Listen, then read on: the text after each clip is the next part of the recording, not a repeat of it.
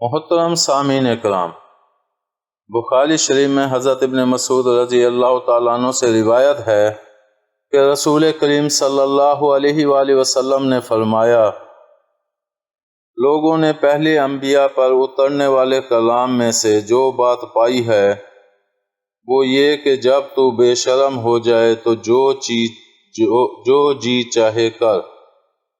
تشریح میں محدثین لکھتے ہیں کہ اس کا مطلب یہ ہے کہ مذکورہ بات پہلے انبیاء علیہ السلام پر اترنے والے کلام سے ماخوذ ہے، اور جس کا حکم ابھی تک باقی ہے، نہ اس کو منسوخ قرار دیا گیا ہے اور نہ اس میں کوئی تغیر و تبدل ہوا ہے۔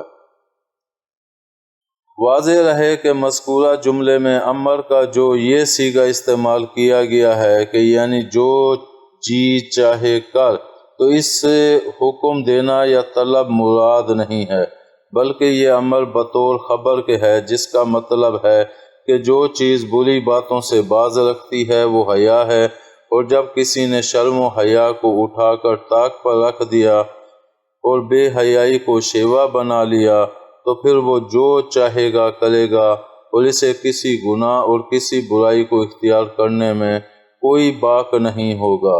یا یہ کہ امر کا صیغہ تحدید و توبیخ کے طور پر ہے، اور اس سے مقصد یہ آگاہی دینا ہے کہ جب تم نے بے حیائی پر کمر باندھ ہی لی ہے تو جو جی چاہے کرتے پھرو، لیکن یاد رکھو کہ وہ وقت بہت جلد آنے والا ہے کہ جب تمہیں اپنے سارے کرتوتوں کی سزا بھگتنی پڑے۔ گویا یہ جملہ ایسا ہی ہے۔